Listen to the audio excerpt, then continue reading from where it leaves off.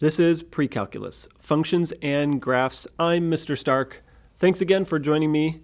We are in the final lesson of Topic 2, Functions and Their Properties.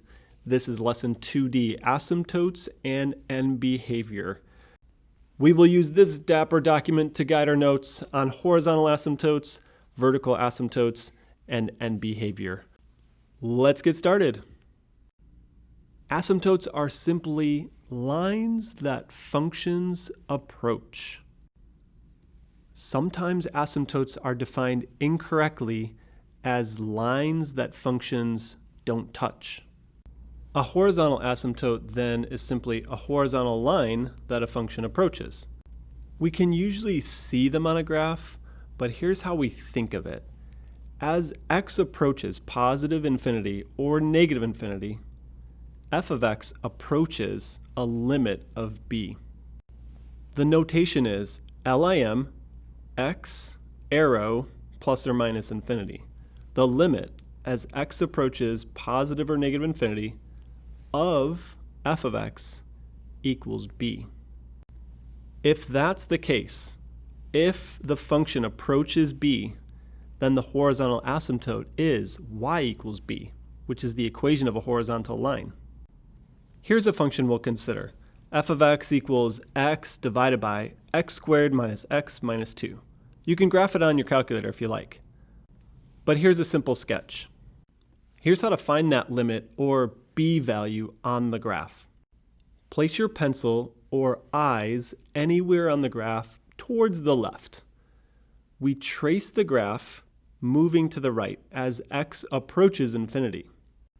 We do what the graph does. We go up or down, whatever it's doing, but we keep going as x approaches infinity, farther and farther to the right. Then we look to see what the y value is approaching. In this case, the y value is approaching 0. It's getting closer and closer to the x-axis. Of course, we don't know for sure, like it could be 0.1 or 0.5, but we will know for sure using algebra in just a moment. Let me do that again. But this time we'll start on the right side of the graph and let x approach negative infinity. So we move along, we trace the curve up, down, wherever. We keep going until we get as far left as we possibly can. Then we try to identify the y value that the function is approaching. In this case, it's 0 again. In short, as x approaches positive or negative infinity, f of x approaches 0.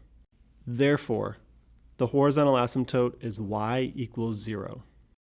The algebraic way to see this is by considering the equation and consider what happens when we plug in a very large value for x.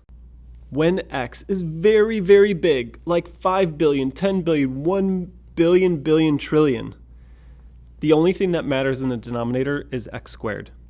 Negative x, still very big, or small because of the negative, just doesn't do it in comparison to x squared. And negative 2, pretty much 0 in comparison to infinity. So that means the limit as x approaches infinity of f of x is equal to x over x squared, which is equal to 1 over x. And if you divide 1 by infinity, or just a very large number, you get something very close to 0. While that might be a little too much to digest right now, I feel like you can understand the mnemonic. And here it is. This is Bobby Zero. He's a robot that's bigger on bottom. And when a function is bigger on bottom, the asymptote is y equals 0. Bobby 0. But we have to be careful with this mnemonic. Bigger on bottom means the degree or the power of x.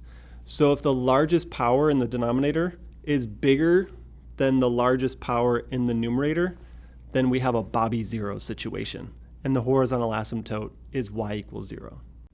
Now let's talk about vertical asymptotes, which are asymptotes that are vertical. So we have something like x equals a number. Here's how to think of them. As x approaches a number, a, f of x approaches infinity or negative infinity. Using limit notation, we have the limit as x approaches a from the plus side of f of x equals positive or negative infinity. Or we have the limit as x approaches a from the minus side of f of x equals positive or negative infinity. Let me show you what this limit notation means. So for the same function, f of x equals x over x squared minus x minus 2, we're going to check out the graph. But first, let's factor the denominator. This is equal to x over x minus 2 times x plus 1. When we look at the graph, we're looking for a point at which the function is approaching infinity or negative infinity, meaning the function is going really high up or really low down. We can see that on this graph, right? Let's put our pencil or our eyes towards negative infinity to the left and follow the curve until the curve starts to take us down, down, down, down, down, down, down. And notice how that happens at x equals negative 1. So follow along. The limit as x approaches negative 1 from the minus side, from the left side of that function, the limit is equal to negative infinity. So therefore, there's a vertical asymptote at that x value. X equals negative 1. Now put your pencil or your eyes on the right side of the graph. So we're on the curve and we're moving to the left, and we're moving and we're moving, and we're looking for a point at which the function takes us really high up or really low down. And so here we go, here we go. We're going up the curve, and notice that we're at a vertical spot that aligns with x equals 2. So once again, the limit as x approaches 2 from the plus side, the right side, the function approaches infinity. Therefore, another vertical asymptote is x equals 2. We had a mnemonic for the horizontal asymptotes. In this case, there's a shortcut for vertical asymptotes. When the denominator is equal to 0, vertical asymptotes are very likely. Okay, hopefully you're still vertical after that quite heady conversation about asymptotes. The last thing to talk about is end behavior. An end behavior function is a function that acts like another function when x is really, really big or really, really small, as x approaches infinity or negative infinity. Let's take the limit as x approaches infinity of the function we just worked with. Again, when x is very large, this limit is equal to x divided by x squared. Because when x approaches infinity, the negative x and negative 2 are insignificant. Infinity squared is just too big to even compare to. We can simplify further by dividing out an x in the numerator and denominator, so we get 1 over x, and this is where we stop. 1 over x is the end behavior function, or the end behavior model for x divided by x squared minus x minus 2. When x is very large, when x approaches infinity, 1 over x acts like x divided by x squared minus x minus 2.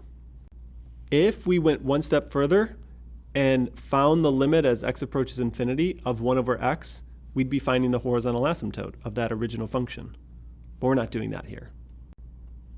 I have 4 more quick examples just so that you could see how the end behavior models can differ with different functions. The first one is 3x divided by x squared plus 1. If we take the limit as x approaches infinity of that, we get 3x over x squared, and we simplify further, we get 3 over x.